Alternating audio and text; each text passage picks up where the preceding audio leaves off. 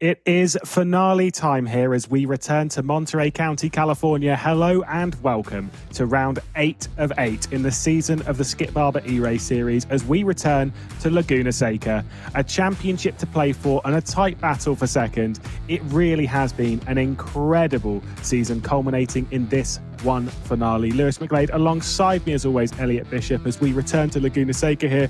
The racing is a tantalizing prospect. Yeah, absolutely, and I'm happy that we're returning back to Laguna Seca as well, because it is where we started this entire championship. So Johnny Guindi, currently sitting in first position in the championship, is starting in a place where he won in the very first round. So Johnny Guindi obviously dominating this championship. I think what we've determined now is that all he has to do is not come in last place in either of the races or ultimately be able to finish. So we're at a point now where the championship is on the line for many of these drivers, very close for second place in the championship. But Johnny Guindi, as long as he is impeccable as he has been in the series before, he should come ahead in the championship lead. Yeah, it's a seriously tight battle for that of second place in the championship. Currently, Nathan Saxon holding that second place on 404 points. 25 points back, though, is a driver that is 4 positions back in the standings, Ed Kerstetter, who is on 379 points, victorious in the previous race of the season, and also very, very close to that. The tight battle as well includes Sven Vries and Thomas Cadwalader. Cadwalader is the interesting one there, as the last time we were here, he was a driver that finished second twice to Johnny Guindi. If he was to repeat that feat and Nathan Saxon was to finish in his current position, with the 8-point difference, it would actually be Nathan Saxon holding second in the season by only 2 points. So that's only if everything repeats itself, and I don't feel that history will do so today, Elliot. Yeah, absolutely. There is a ton on the line here today, especially considering that the championship does lead these guys into the seat of a real-world race car under the reins of Skip Barber. So I believe first place in the championship, Johnny Guindi, if he ends up getting that position, or Nathan Saxon, he will be running an entire series with Skip Barber. Second place, there's a chance of getting yourself behind the wheel for half of a season. So for a lot of these sim racer guys or guys that race in the real world, this opportunity is enormous. This opportunity just to be able to get into a car and ultimately prove that you have what it takes. And not only that, but to work directly with Skip Barber, it is pretty much the biggest opportunity that there is for a lot of these guys in sim racing and just in motorsports in general. So a lot on the line here for these guys. And what I'd like to call up is we have a graphic to show how much the championship lead has changed during this series. Not necessarily the lead, as we'll take a look that Johnny Guindi's basically dominated and stayed in the first position in the championship. But the other guys down below, look at how many changes there have been from race to race as they've accumulated points. At one point, Cadwalader was in second. Saxon took the place. Cadwalader took the place back. This is the top 9. So ultimately, you can see how many changes there have been so far. And it's been quite impressive, actually.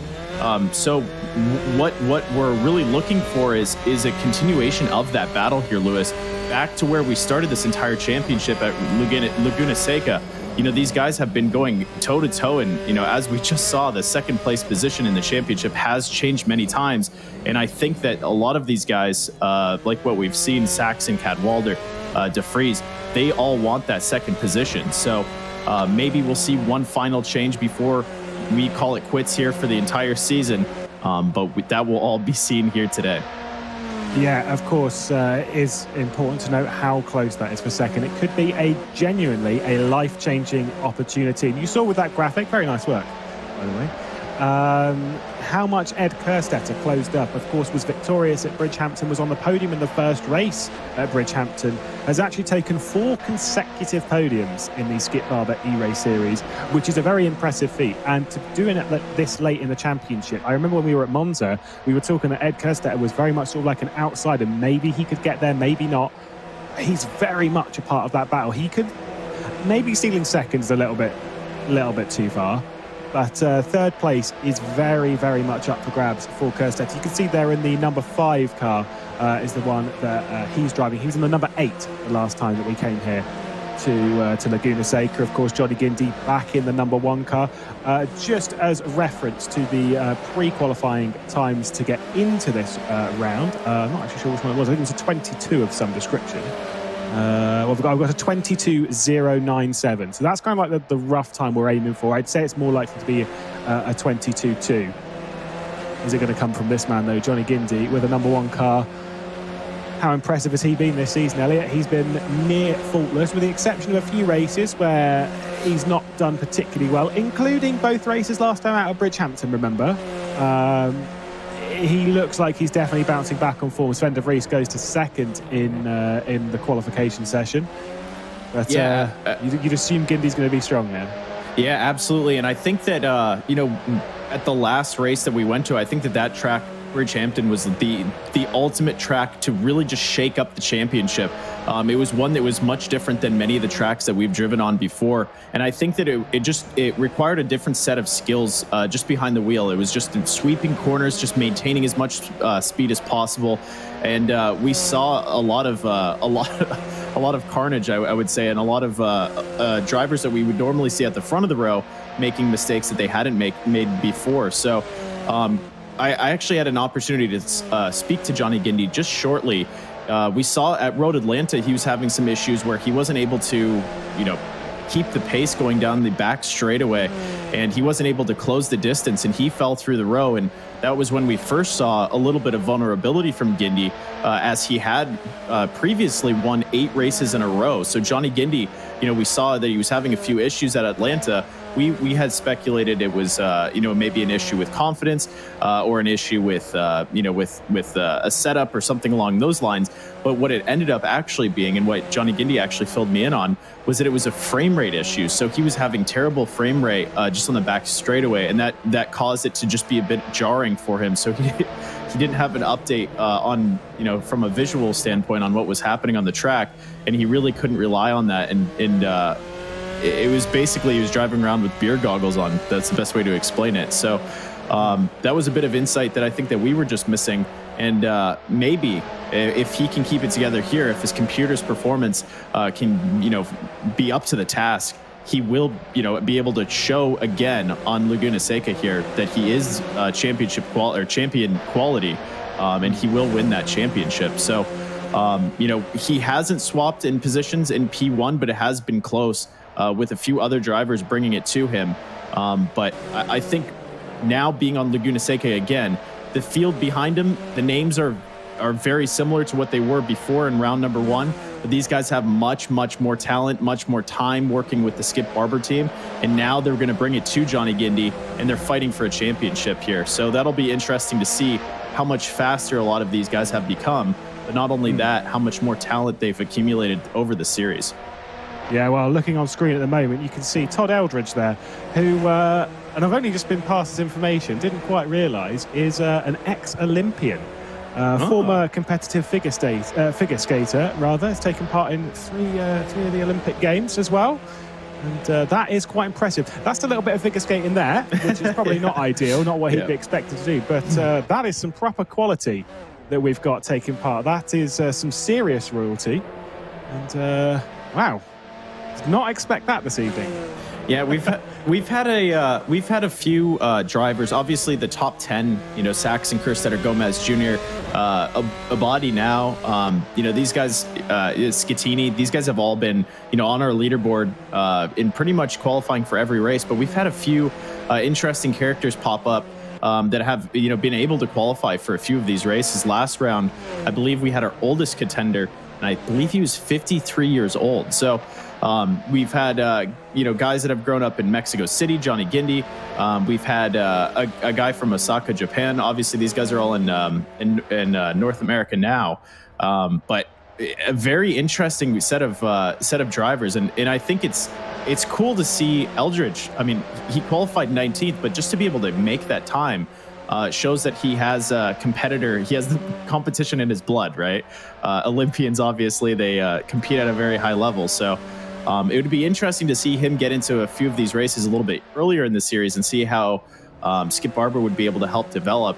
Because obviously with that 19 plate, He qualified in 19th, but now being at 11th, it seems that he's been able to pick up a thing or two. So maybe if it was raining on the track with the background in skating, maybe that'd come to his benefit. So yeah, we'll definitely keep an eye on him here, Lewis.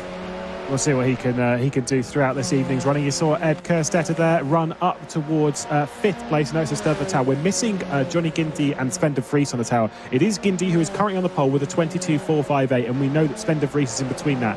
Nathan Saxon's done a good job to get it up into 3rd place. Of course, he is in the main fight with the likes of Cadwalader, with the likes of Sven Vries, who's starting just ahead of him. Cadwalader, a fair way back, so a 10th and a bit, which, you know, it sounds like a very small margin. Of course it is, but around a location like this, you know, there's a few very tricky corners where you can gain that kind of time, all about carrying momentum through the corkscrew. Of course, they would have been through with the Skip Barber instructors across the week prior to this. As we've got 1 minute and 40 seconds left of the qualifying session, Johnny Guindi looking set for another pole position here in the Skip Barber eRace series, as he's looking to round off what has been a near flawless championship. A reminder to you all, dependent on where he finishes in the next race, as long as he's not outscored by the likes of Nathan Saxon by 10 points, he will become the series champion in the next race. But of course, a lot of things can happen. A reminder as to how the Skip Barber eRace series works. Once we're done with this qualifying session as well, we head into 2 15-minute races. The grid for race 1 is exactly the same as the grid for race 2. Like, once the grid finishes, rather, for race 1, that's the same as what carries on to race 2. There's no reverse grids or any gimmicks of that kind of variety. You saw Sven Vries there. He's popped up onto the lead. He's actually down in 4th place. I thought he'd done a little bit better than that. But Sven Vries, the Dutchman, down in 4th place at the moment. Not so great for Sven Vries.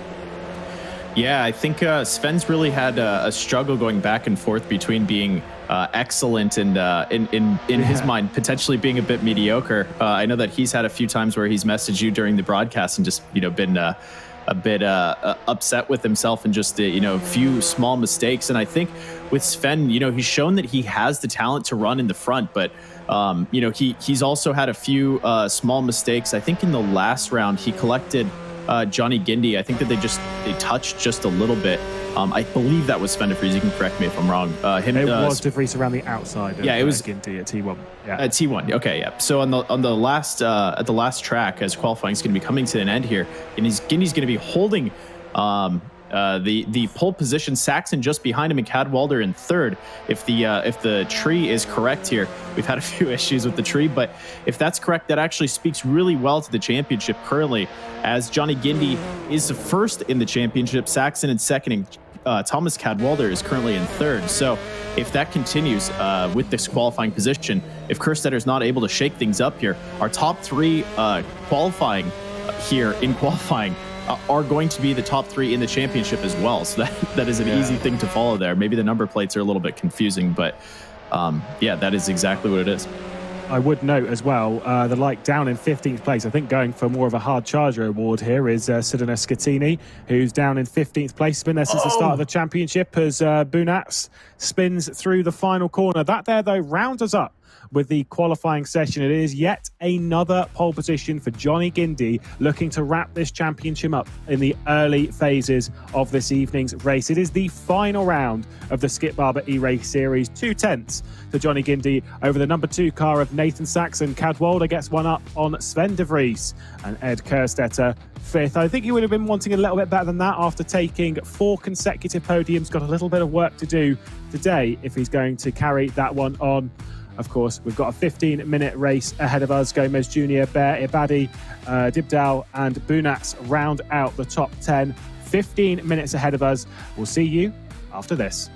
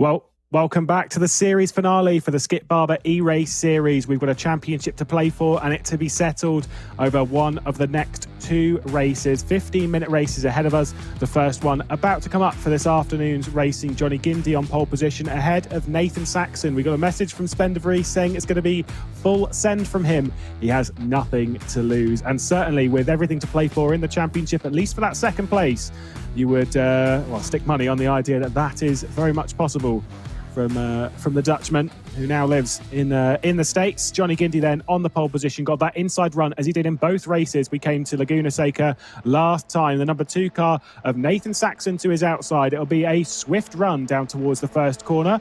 The car with the black wings in the background should be looking for a dive down the inside. That is Thomas Cadwalader, the purple wing car of Sven Vries in 4th place. Decent launch there from Johnny Guindi, as you would expect. And it's a great launch from Sven Vries in the background. You can see them going too wide as they run down towards the first corner. The full send, is it going to happen? He's got Thomas Cadwalader on the inside. Johnny Guindi is going to be picking the inside and defending nicely on the inside. Oh, we got someone sliding across that shepherd all the way over the gravel trap on the inside of the corner and down the pit relief. As he leaves that, Nathan Saxon wasn't able to do anything about Johnny Guindi. Sven Vries did get by Cadwalader, and Gomez Jr. is ahead of Ed Kerstetter, so he's not really got involved with this. You saw a little bit of defence there. Who's Baddy? Who's that also spun? We've got Dibdell as well, Kanan and Cooper all involved with that. It's given a few positions to the likes of Todd Eldridge, who's now moved up into 12th place. Fantastic start from him in the number 19 car. Sven Vries back up with him on the podium positions. We've got a train of 6 cars. The last in that is Kerstetter, and Gomez Jr. did get the jump on him, Elliot. Yeah, absolutely. And it's good to see Sven Vries able to make his way ahead of Cadwalader. That's exactly what it needed. And now Kerstetter's going to find a position here on Gomez Jr. as we're going to see a few drivers making changes here. Bonatz is going to drop down to 13th position and a little bit further on, maybe all the way back and maybe potentially a DNF unless he can get himself back on the track here. But yeah, Guindi, Saxon, and Vries, a little bit of a shakeup from what we saw from the start of the race, but now Cadwalader looking to retain his position for 3rd place here. These points mean everything, especially considering Thomas Cadwalader is currently 8 points ahead of Sven Vries in the championship here. I believe it's 7 points. So this point differential matters for him right now. The battle between Cadwalader and Vries is something to keep an eye on, as that is a very important race. All Cadwalader needs to do is keep it in, back and behind. He's going to want to finish ahead of Sven Vries, but it doesn't really necessarily make much more of a difference if he finishes just behind him. If the risk level is too high to make a pass, he does have that buffer of 7 points. So currently, keeping his sights on the longer prize, hopefully, or the later prize in the championship, he really wants to better his position. But it looks like Nathan Saxon and Guindi are going to be running this one ahead, as Guindi looks to be creating a bit of a gap, but not too much for Saxon to close here. Yeah, Vries is absolutely pushing as hard as he can. These are all fixed setups, so everyone is running the exact same stuff at the moment. And Sven Vries wasn't particularly happy with this car when we came to it 8 weeks ago at Laguna Seca, and I don't feel he's been particularly happy across the week prior to this. But with him going full send on it, we know these tyres really overheat on the rear come the latter points in the race. So whether he's looking after his tyres at the moment, you find it very unlikely. We look further down the order up there. Sudana Scattini, who's got all the way up into 8th place, looking for that hard charger award, having started from 16th. He's all the way up into 8th place, doing a fantastic job. Fastest lap of the race and a shock to absolutely no one after an excellent execution to the opening lap of the race. Johnny Guindi pulling out to over a second on Nathan Saxon, as that championship fight for 2nd place is going to be tightening up. And there's a lot of pressure from Saxon with Vries behind. There's Todd Eldridge, who's made a great start to the race. Must be said, an interesting transition from figure skating into the at least e-racing world. Nathan Saxon, that must have been a mistake from Johnny Guindi. There must have been a mistake there between turns 3 and 4. And now Nathan Saxon's right on his gearbox, and I think Sven Vries, Elliot, might be eyeing up a move here. Oh, he was close to thinking about it. Didn't really fancy it, and we saw last time we were here, the run into the corkscrew, not a particularly optimum overtaking opportunity. Nice defensive move, though, from Johnny Guindi to straighten up that braking zone as well. Yeah, absolutely. Johnny Guindi time and time again has shown us that somehow he's able to find an extra bit of pace out of these cars. It seems that he did make a bit of a mistake back there, which gave Saxon a bit of an opportunity to close up by about a second on the gap that he had. But Saxon there should have had the run up on that left-hand corner, as Guindi was going incredibly slow and he didn't really have the apex set up for himself. So I'm a little interested in how Johnny Guindi was able to pull out that pace out of nowhere. But after making a small mistake, maybe feeling a few hairs on the back of his neck stand up, as he does have Saxon and Vries, who said he was going to send it.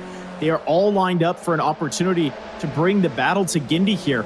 The entire championship row, top 5, is there. They're looking for an opportunity to score as many points as possible. But with this racing pace, risk is very, very high, as these drivers are going to be looking to drive to the inside. Vries, Saxon, and Cadwalader are all fighting for second position. A lot on the line for them, a lot on the line, especially considering what is on the line. And it's half of a season in a real-world car. This is what these guys have been potentially fighting for, not only for this series, but something that they've been looking forward to for their entire lives, their entire career of being a sim racer, from being a racing driver in general. So many of the things ahead of them throughout the rest of this race, the challenges, the decisions that they have to make, there is a lot of risk involved. So maybe with Saxon and Vries maybe not putting it in for a pass for second place, as you know, he doesn't want to put himself out of this. Vries has been in plenty of positions where risk has gotten the best of him, and he's made mistakes where he's dropped back in the row. And I think with the Eldridge. Yeah, Eldridge spinning out. I thought for a second that was coming out of the final corner of the turn. But yeah, that is Eldridge, who is currently still holding 15th position. So qualifying 19th, he's still in a good place. But now Sven Vries looking at the back end of Saxon. Sven maybe thinking to himself, all right, Saxon, I might have a better opportunity here to catch Guindi than you do. But these guys, both Saxon and Vries, have actually worked together previously. I believe it was back at the track in Britain at Silverstone. They worked together to be able to defeat Guindi. And that was where Guindi was able, or sorry, Sven Vries was able to get his first race win. So a lot of risk here, a lot on the line, and maybe these guys are going to be a little bit more patient than they normally have. Yeah, of course, all 4 of these that are battling for the second place in the championship. Ed Kerstedt is a little bit farther off from this. I will note, of the top 5, Guindi, Saxon, Vries, and Kerstedt have all taken a race victory at least once this season. Cadwalader, who's currently lying 3rd in the championship, was 2nd here twice earlier in the season, hasn't taken a victory, but has been on the podium an awful lot, and his consistency is what is remaining his strongest asset. Of course, he's actually driven this car in real life back in Kota, I think it was last year, at the end of last year, he said at the start of the season, and really has sort of found his foot in this championship. And it must also be said that, to be fair to all of these, they're all competitors and stuff. They've all got to know each other quite well across the previous 8 weeks. We saw prior to the race, Johnny Guindi and Sven Vries were just sat in a Discord channel, just having a wee chat. Maybe probably not talking over any tactics or anything, because there's a thing, as much as you say that Saxon and Vries had worked together on a previous occasion, that all goes out the window today, because we have stuff to play for. And I kind of feel that if Vries ends up beating Saxon in the championship somehow, Saxon would be kicking himself in the sense of, why did I work with Sven Vries that day? Yeah, no kidding, especially when he did have an opportunity. I think Saxon had an opportunity on the final corner back at Silverstone. He had an opportunity to actually bring it to Sven Vries, but he actually backed out of it, which slowed his pace down when Johnny Guindi went to the inside and made a pass. So Saxon ended up finishing 3rd in that race instead of fighting for 1st. So maybe a bit of... I know that Sven actually paid back at a previous race. He paid back a little bit of that respect after running into Saxon and then letting him go by. So I know that these guys have a ton of respect for each other. But I think in the means of a championship and this huge opportunity for them in their careers, they're going to be fighting tooth and nail for it, and they're going to have to show that they want it. And what's really interesting here is that, you know, Vries on the back end of Saxon seemed to be a bit quicker in some of the braking zones, but it seemed that overall Saxon had a bit of a faster pace. And it's kind of like copying homework. For anyone that's not really keen on racing, when you're following someone just back and behind, you'll notice when they start to slow down, where they start to accelerate. You'll find out their racing line, how soon they brake, how late they brake. On certain corners, maybe they're carrying a bit more speed through a corner while you're following them. And all you have to do is sit on the back of them and judge the distance to be able to calculate that. So for Sven de Vries, being able to follow Saxon is actually a huge opportunity for him to maybe find a few tenths on this track in a place that he might not know where to find them. And with that, he might be able to create a pace or find a pace where he can be able to catch up to Guindi. And now I think that was Wilson that just went off the track. And the back, I think that's Bonats that's actually going to come in behind. And as he loses a little bit of traction there, as we've mentioned many times in the series before, the second that you spin out, if you regain the track or rejoin onto the track, you're going to have overheated tires, and it's basically like driving on ice. So maybe something that Eldridge is familiar with, but maybe some of these other guys, something that they're not keen on. Yeah, we're looking at Cadwalader here, and there's some important things I'm just going to list off in the championship. Guindi, if he finishes in this current position, as we were saying about the points difference that he needs, if he finishes right here, right now, in 5 minutes' time, Johnny Guindi will become your Skip Barber eRace Series champion already. However, the fight for second and the fight for third looks very, very interesting. The move that Sven de Vries is trying to make, he's now 1.1 seconds off. If he could close up for Saxon, if he could get by Saxon, that would be such a good swing for him. Not only on Saxon, it would take a few points off of him, but also it would take a few points. The gap at the moment between himself and Cadwalader, if everything was to finish, is 5 points. If he gets by Saxon, that then becomes 3 points. And that position, you'd think it's very possible in the next race. So it could be very, very important there. A very important move for Sven de Vries, although Cadwalader's now closing up to the back of Sven de Vries. Todd Eldridge is trying to close onto the back of Kanan. And doing actually quite a good job, because that was a few seconds. I'm assuming Kanan's made a bit of a mistake on the previous lap. 27.7 for Eldridge.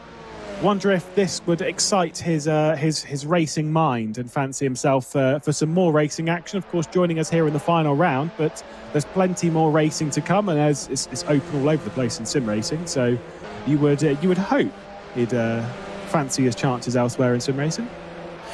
Yeah, absolutely. I think that just even qualifying for this, for the series is a challenge in its own. We've seen some changes, from 15 and beyond, just as far as who's been able to qualify. But you have to realize that. So I guess the best explanation is I've raced in real world. I've raced in the real world. I've raced shifter karts, go-karts, and I've played many racing games in my time. Maybe not as often or as recent as possible. But when I actually qualified for this, I was like a second and a half outside of the top 20. So I don't know if that just speaks to my my lack of skill, or if it just means that this field is extremely competitive. And even getting into the top 20 is a challenge in its own. So there's a lot to be said there from Eldridge. But not only that, the fact that he qualified 19th and he's now running in 14th, running in a race is a lot more challenging than running a hot lap by yourself. So speaking to that as well, it shows that Eldridge has what it takes to potentially, continue a career outside of skating and maybe move into sim racing and potentially into racing in general. So maybe this is a phoenix from the ashes, or a phoenix from, I guess, the Olympic. Being in the Olympics isn't necessarily the ashes, but maybe a new career here for Eldridge is basically what I'm getting at. Maybe he has a lot of opportunity here if he can show what he's got. We've got a couple of laps to go, and for Todd Eldridge, if he gets to the end of the race without going a lap down, that'd be a very nice work. And like you say, it's maybe like a second wind for him, is finding a career in sim racing, the 48-year-old. And we'll see, because age is no limit in sim racing. It doesn't really matter. We've spoke about like the idea that we've had 50-year-olds. I've raced against people of the age of 75 in sim racing, and they've still been mad fast. So it is no barrier, and it is great to see that sort of second wind, as we see on the tower on the left-hand side. Bonats has got by Uzbek Badi for 11th place. The battle for the podium still rages on. There is Uzbek Badi, who's got up, who's dropped rather to 12th. You'd fancy his pace though, because he's been mighty fast. You can see there with a 31.4, he's definitely made a mistake on the previous rotation. They'll still have 2 more laps to go, but once Guindi crosses the line, he'll have 1 lap. The gap is 0.3 of a second. What's happened up here? Nathan Saxon's closed up to the back of Johnny Guindi. What is going on? Nathan Saxon is looking for a potential race victory. Johnny Guindi may be getting involved in all of this as he's dropped back. There's a fifth car in shot rather, that's not a part of that battle. That's the one that's gone off. We've got Guindi, Saxon, De Vries, Cadwalader. 1 lap to go here in the first race of the championship finale here in the Skip Barber eRace series at Laguna Seca. Johnny Guindi not leading by very much at the moment over his closest championship rival, Nathan Saxon, a 26.4. That is a terrible lap for Johnny Guindi. There must have been a mistake worth about 2 to 3 seconds from our championship leader. And Saxon's potentially eyeing up a race victory that would be very helpful for him to secure that second place.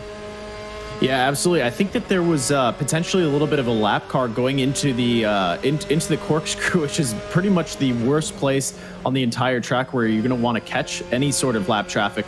I believe this should be the very last lap here for Johnny Guindi in this series. I believe that it takes a little bit more than 18 seconds, which is what is left on the clock here for this race, to complete this lap.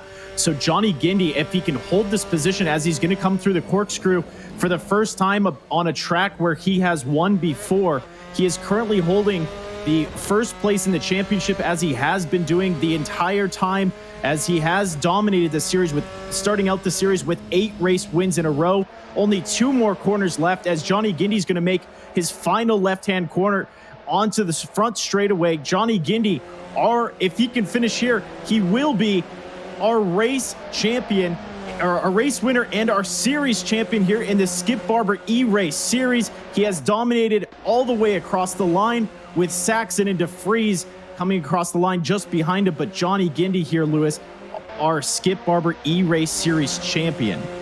Yeah, what a huge prize it is going the way of Johnny Guindi. Short comes across the line just ahead of Scatini, who started from the back of the grid. Bear is going to lead Bonats. Dibdol has retired on the final lap of the race. Not sure what's happened to him there, but either way, Bonats is going to be inside the top 10 courtesy of that issue. I wonder if it's a disconnection or some sort of issue for him. There's Guindi doing some donuts down towards turn 2. What a season it's been. So many victories. Yet another one to add to his collection here at Laguna Seca. It was 2 victories earlier in the season. That makes it 3. Can he make it 4 from 4 at this race circuit, doing a little bit of spin? That's more because his tyres are overheated rather than him intentionally trying to do an extra donut.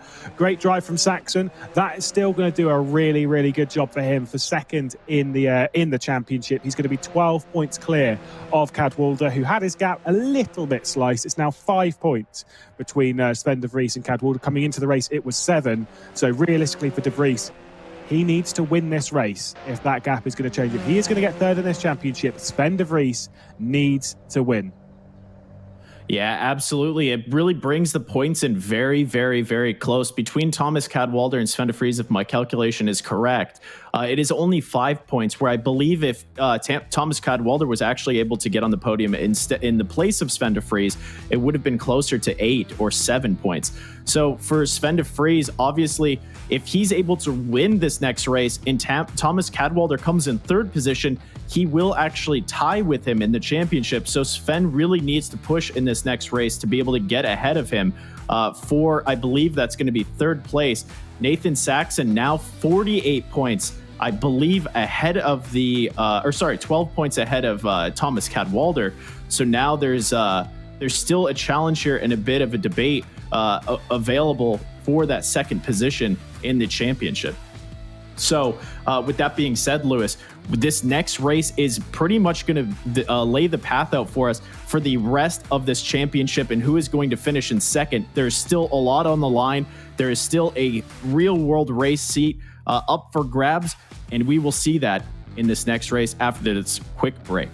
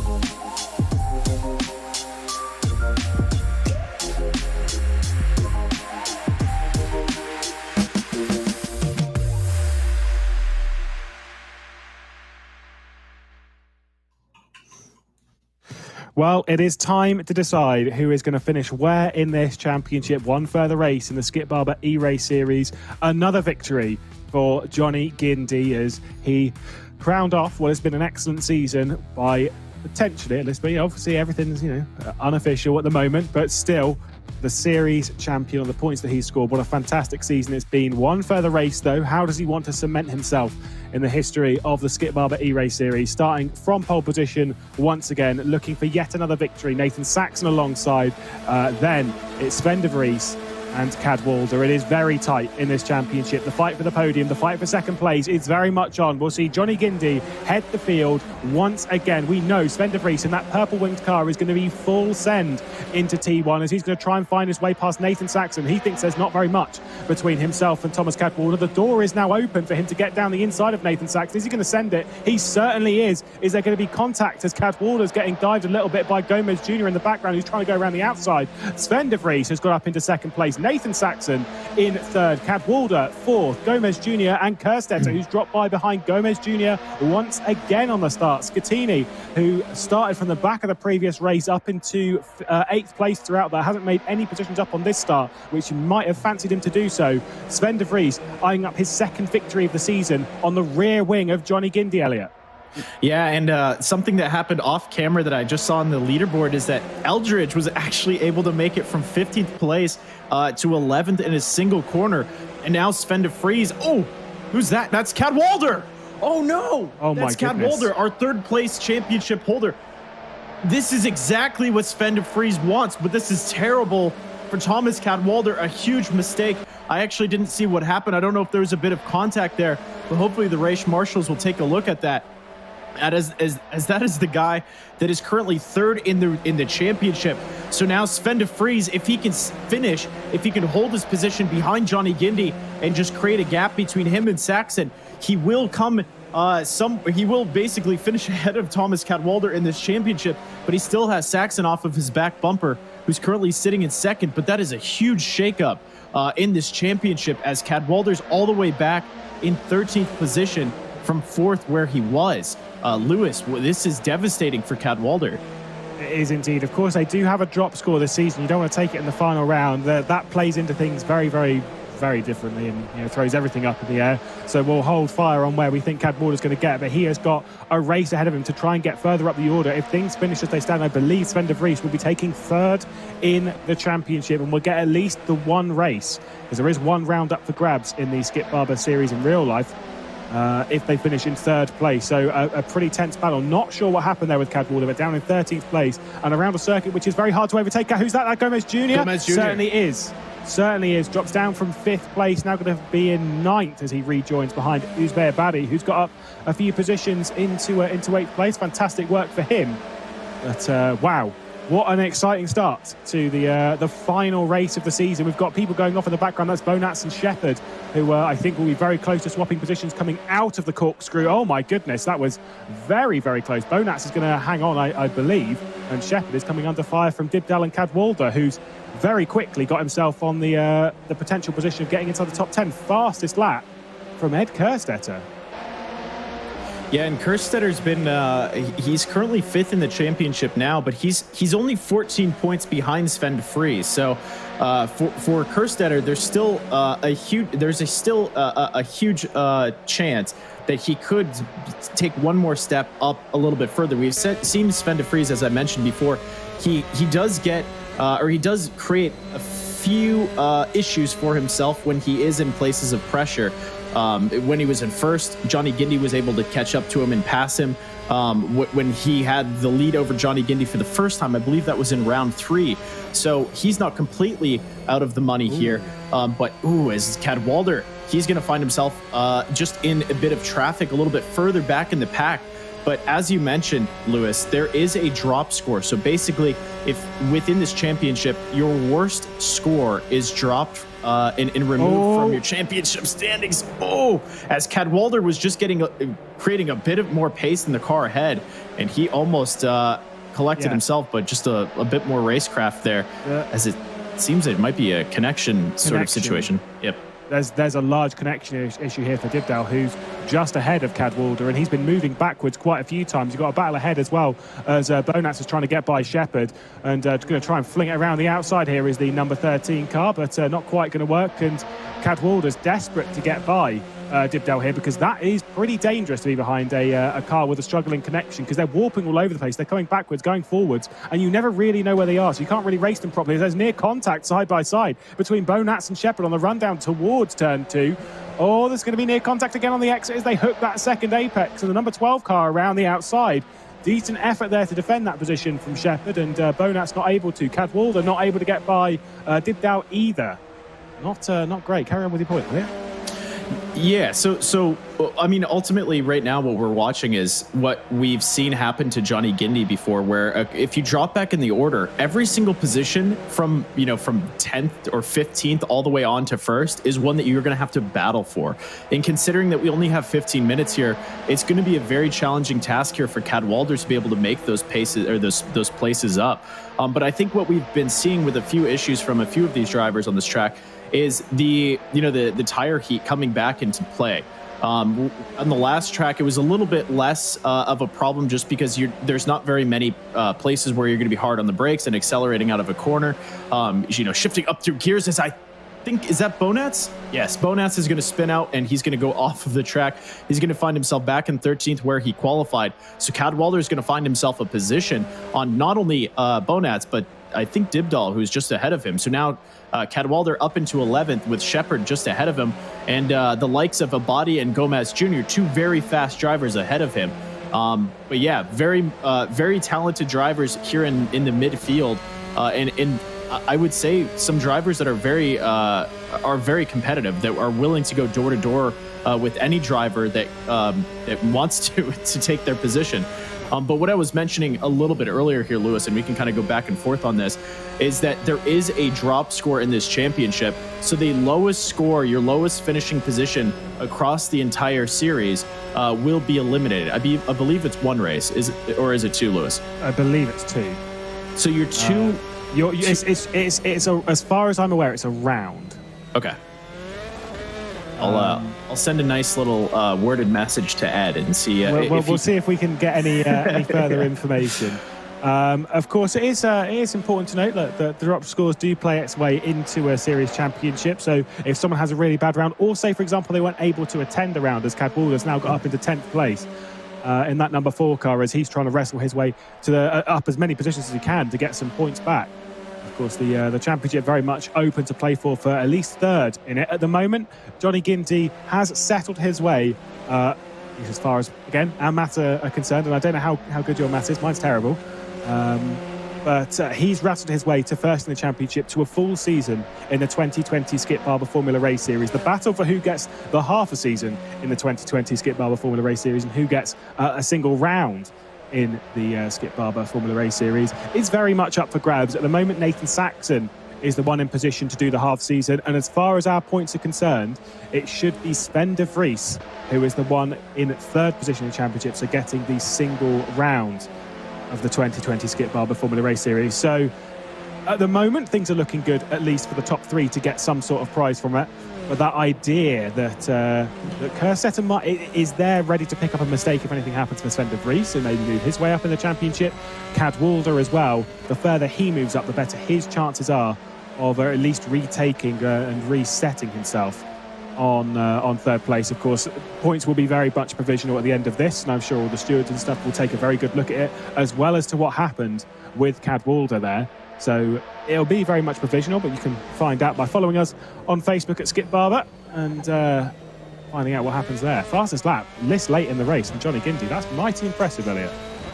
Yeah, I think it's impressive, but I think it's something that Johnny Guindi has proved many times in this championship, that he is the guy to compete with. He is the champion, regardless of the drop score. So Johnny Guindi here with a bit of a victory lap, as it looks like. I believe that's going to be Shepherd spinning off, and he's just off of the racing line. Let's see if he decides to DNF here. And it looks like he's going to do that, as he just lost a little bit of pace and spun out. So that was just a bit unfortunate, as it looked like the balance of the car just got the best of him. But yeah, Johnny Guindi, being able to set the fastest lap, no cars ahead of him. But not only that, but he's doing that without having draft. So that is incredibly impressive. The fact that he's actually able to go faster than many of these other cars without having to rely on the toe of a car ahead of him.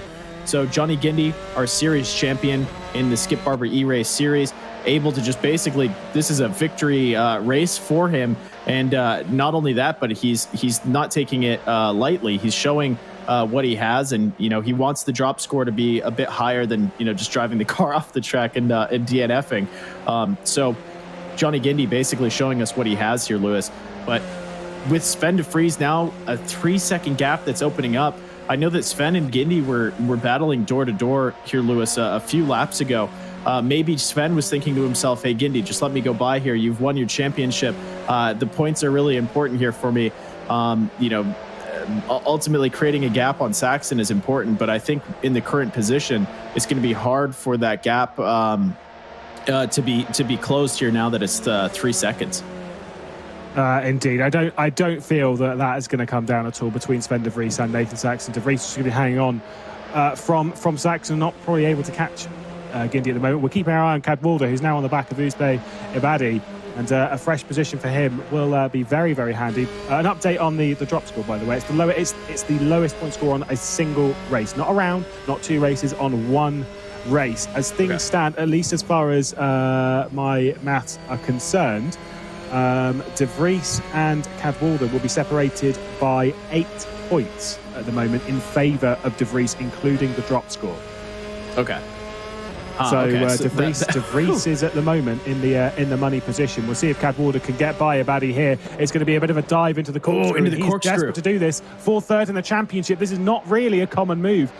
That was very, very respectful. That was very much a MotoGP line from Cadwalader, but give him credit. Decent move, and Ibadi's got straight back through. I think Cadwalader felt that he cut that corner, backed up, and gave the position back to Ibadi. Ibadi gave some decent room there on the entrance through the left-hander, and Cadwalader fairly respectful to give that back when he felt that he'd got the position unfairly. So respect from 2 drivers there. Yeah, it seems that he just picked up a little too much of the curbage on the right-hand portion of the corkscrew. But it looks like Cadwalader's going to go back to the inside here, and he might have the pace here as Ibadi's going to be holding a very wide line, maybe a little bit of a crossover opportunity here. But it looks like he got on the brakes just a little too late, so Ibadi's going to drop back behind Cadwalader. A show of respect from both of them, as Kanan, our 55-year-old competitor, is going to be driving up the draft of Bonat. So potentially looking to the inside here on that same corner that we just saw Ibadi and Cadwalader battling on, but it looks like he might not have the pace here. Late braking, potentially catching the back end of that car, but now we're going to go back on board up in the row for 4th position. This is going to be Kerstetter, who's probably a bit happy that Cadwalader dropped back, as he's the driver that is ahead, obviously, in the championship, 2 spots up. But I think Kerstetter is just going to be able to hold 5th place in the championship here, regardless of what happens. I think that the gap behind and ahead is basically large enough to where, regardless of what happens, he's going to hang out. But maybe with the drop score, that might be shaken up just a little bit. But Kerstetter, just to talk about him and Saxon and Short are all drivers in the series that have been pretty much without error. They have been extremely consistent throughout the series, and in finishing top 5 in a championship across 16 races is something that is very, very difficult to do, especially with the likes of Gomez Jr., Schettini, Short, Kerstetter, De Vries.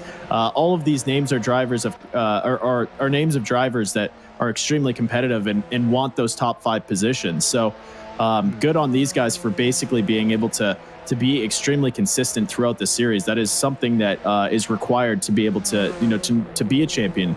And to speak about consistency with the current finishing, if this race finishes where it is with Guindi in 1st position, he will have won. Ooh, as Bear loses a little bit of traction there. He will have won 11 out of the 16 races in this series. 11 out of the 16 races. 5 times only has he finished outside of the 1st position. So that just shows how dominating Guindi has been throughout this championship here, Lewis. Yeah, of course, race wins as well, going to Nathan Saxon, to Sven de Vries, to Ed Kerstetter, and of course Garcia as well. There's been a few up and down the order. We've had some very, very exciting racing. And who's the other one who's taken a race victory? So there's Garcia. There is Jablonski won a race. Sven Jablonski won the first race. That was the one I was missing. Yes, of course. I forgot he won last time. Great Garcia. I completely forgot. Garcia joined in round number 4, race number 1. He raced in round. Basically, he was 20.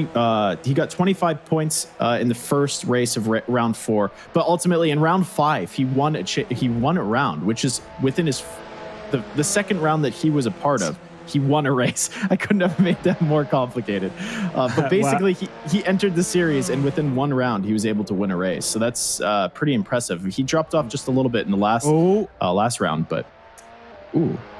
Who was that going? I think that might have been Wilson ahead of our race leader, Johnny Guindi, who's coming round to the final section of the race circuit. What a season it has been for Johnny Guindi. The stat you mentioned there, 11 race victories it will be once he crosses the line this time.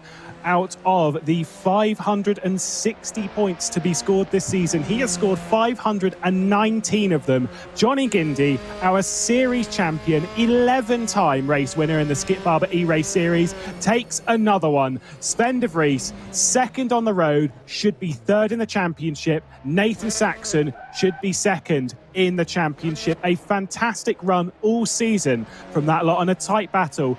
Must be commendations to the likes of Ed Kerstetter, who gave it a run to the end. Unfortunately, 4th place for him on the road. Wasn't good enough to get involved in that top 3 battle. Of course, he will hold 5th place, and there is a prize on the line for that. Thomas Cadwalader, what could have been for him as he dropped down the order into 9th place. He'll be 4th in a championship, at least provisionally, and they will be rewarded for 4th and 5th place in a championship one-day racing school at Skip Barber. So fantastic stuff for them. Johnny Guindi, though, series champion.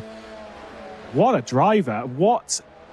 He's got a career. There is something coming from this young man. It has been a great run all season, and hopefully he impresses across the 2020 Skip Barber Formula Race Series, because he has been mightily impressive here.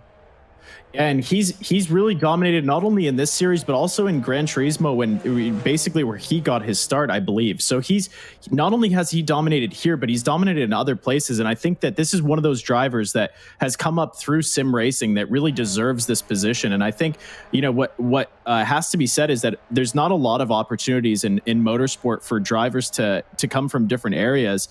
And typically, drivers make their way up through go-kart racing.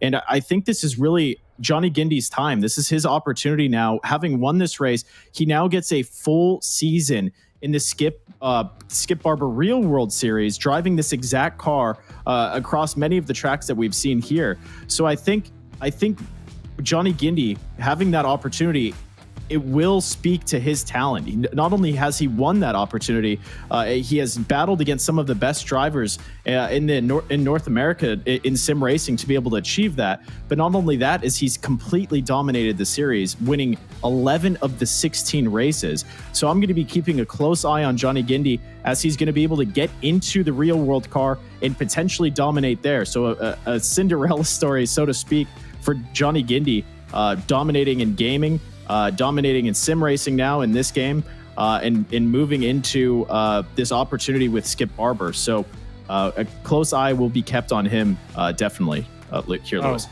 Absolutely. He has got a long road ahead of him, and hopefully we'll see more of him in the future. Same with everyone else on the grid. Thank you, everyone, by the way, for joining us all the way throughout the season, be it as a competitor or as a spectator viewing the race that we've had. It has been a great season. Johnny Guindi, our series champion there. And of course, we've had a vast amount of competitors across the 8 rounds we have run.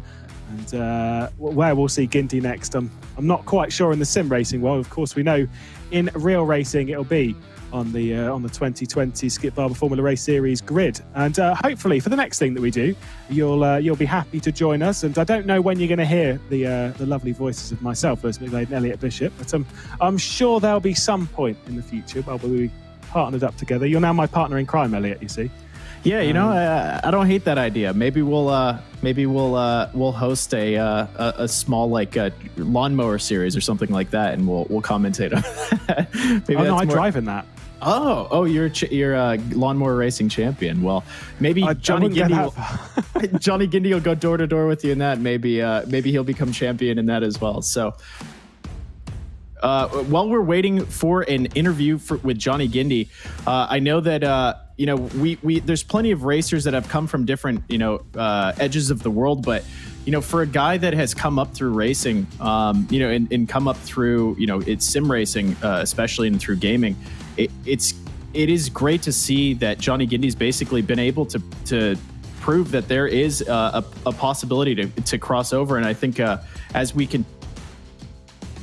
continue to go through these different series, I wonder for the next generation here, Lewis, will Johnny Guindi potentially be that guy that they look up to? Maybe they think to themselves, I want to be a real world race car driver, and instead of hopping into the seat of a go-kart, maybe they hop into a sim and work with Skip Barber and potentially move their way into the real world of racing through that.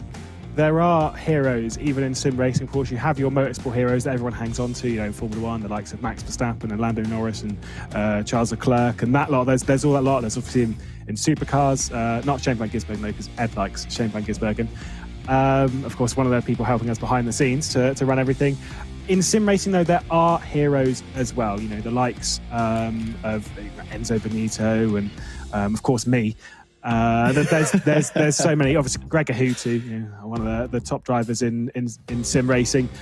I kind of feel with the performance put on there from Johnny Guindi, you would hope that he is very much part of that list as well. We're trying to grab an interview with Johnny Guindi, and once we do, I'm desperate to hear what he thinks of a dominant run across the 2020 Skip Barber eRace series. And once we can grab him, we'll see what words he has to say about the series. Obviously, we've got to try and figure out how to get him through the broadcast, because that's all part of the fun, Elliot. Yeah, no kidding. It's been a great season, though. The racing throughout, of course, we've had some exciting moments. Think back to Bridgehampton, where literally everything was thrown against the wall, and we had no idea what was going to happen. Drivers were spinning off left, right and centre. It was a very difficult challenge. We've been to some of the craziest racetracks in the world. Of course, Laguna Seca starting us off in the season, now ending us here. We've been to the likes of Brands Hatch, the likes of Silverstone, across the pond on my end of the world, unfortunately for you lot. And then, of course, back over in the States with like Road Atlanta and stuff. It's been a great run through the season, Elliot. Yeah, and I think with a lot of the tracks that we went to, many of them being my favorite, I know that I threw a little shade at Silverstone as it's not one of my favorite tracks, but I think what's really interesting is that, we ran the championship. We started here at Laguna Seca, and a lot of these guys, between the different rounds, they worked with Skip Barber through a plethora of different scenarios, basically, with these different tracks, right? There's different talents that are required within these tracks. There's different skills. And not only that, between the rounds, obviously working with Skip Barber, they were able to, get weekly updates from the Skip Barber team. And not only that, but one-to-one or one-on-one work to be able to develop their talents across these different tracks. And I think, it really shows that when we come back to Laguna Seca, as we just did, a lot of these drivers are a lot faster than they were at the very beginning of the series. So I think that that's a really interesting storyline that we were able to, see come to fruition. So now, as we look back to Bridgehampton, we had obviously 6 races or 7 races before that on, more traditional racetracks. But we went to Bridgehampton, which is one track that we had never seen, even in many racing games, but in this one specifically, it was created just for this series in general, as it was a place that Skip Barber had heritage. So what's interesting is we threw that track into the mix, and it completely shook up just the talents and the skills that were required. And I think that it really brought a little bit of light, and it also shook up a lot of the skills required just behind the wheel of this car. So I think Bridgehampton was really just the pinnacle of this series, a pinnacle race, because it really just showed who was able to adapt very quickly, especially considering it was a track that not many people had ever seen in their entire lives. So I'm happy that we came back to a track that was more a track that's more traditional to racing. That many drivers my age have come up and driven on in different games. But I think going to Bridgehampton was a great decision by the Skip Barber team, just to shake things up and throw a track that many of these drivers have never seen into the rotation. Indeed. Of course, we are joined by Johnny Guindi, our at least provisional series champion. I don't know if you've done anything quite of this sort, Johnny Guindi, but what a dominant run through the season. 11 races from 16 you were victorious in, 519 of the 560 points on the table. What do you have to say about that? I mean, what can I say?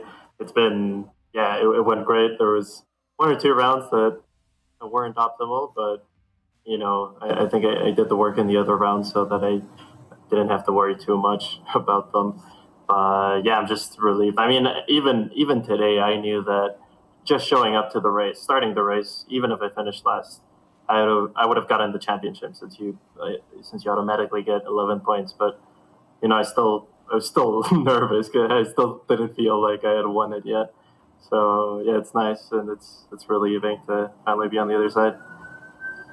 Indeed. At the start of the season, you were new to Assetto Corsa as well. So impressive run from that. Of course, you've done a little bit of real-world experience, including driving in the Dubai 24.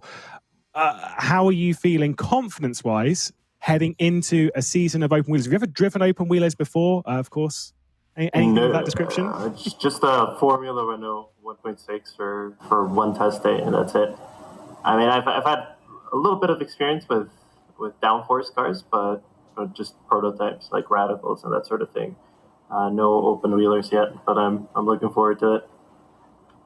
How are you feeling about, obviously you're looking forward to, how are you feeling about your chances? Obviously, are you looking potentially to do very well in this? You would assume so based on your sim racing pace. Well, hopefully. I mean, I like to think I'm pretty handy.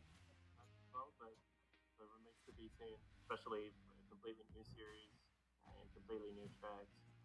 And I haven't raced for real in almost 2 years now. So it'll be challenging, but I'm super, super excited. And I'll do my best and go for the win as always. Well, you will see at least one of your competitors throughout half the season. Of course, Nathan Saxon, at least provisionally, has got second in the championship, and we believe Sven Vries has got third in the championship. You excited to see those on track in real life as well as meeting them in person? Yeah, no, absolutely. No, we've had a great time. I mean, the people I've talked to the most, like people in the top 5. So Ed, Thomas, Nathan, and Sven. We've gotten along great, which is something very odd when there's enormous prizes on the line. I mean, it's obviously been really super competitive. We're not letting the other guy pass. But it's been great. There's such a nice atmosphere around all the races. I mean, everyone understands. If a mistake happens, everyone will understand, but we'll still race hard every single race. And it's been great for that. It's very common to enter like really toxic, environments when you're in such a highly esteemed league or tournament, or especially when there's so many prizes on the line. Well, thank you so much, Johnny Guindi, not only for being here for an interview and also for winning the prize, but thank you for putting on such an excellent show throughout the 2020 Skip Barber eRace series. Yeah, thank you guys for the broadcast. All the broadcasts were great, and especially want to thank, apart from all the competitors I already mentioned, did a great job. I want to thank Skip Barber Racing, obviously, for putting all of this up. I mean, it's nowadays there's more and more money being put towards sim racing, and particularly that transition between sim racing and real life. And it's great that Skip Barber has taken, just bit the bullet and went full in with this. All of a sudden, it's an insane amount of investment that they're putting for the sport, which is incredible to see. So I really, really want to thank him, everyone in UMG, Torque Esports, and my team, of course, DriveX Esports as well. Well, fantastic. Couldn't put that much better myself. Thank you, Johnny. And there's a lot of people to thank from this, of course. The likes of Skip Barber, Joe Manito, who's been behind a lot of this, Ed Trevelyan-Johnson, Matt Holtman, who's been doing our broadcast as well with Darren Ganji and Jens Perkott. It's been a great run throughout the season. Thanks to Ed as well for stepping in at Silverstone. Shout out to him. Elliot, I have really enjoyed this season broadcasting with you. Hopefully we do it again soon. We'll probably wrap up about now to at least say goodbye. And I'm sure we'll see you whenever the next season that we run is. And until then, Thank you very much for joining. Goodbye.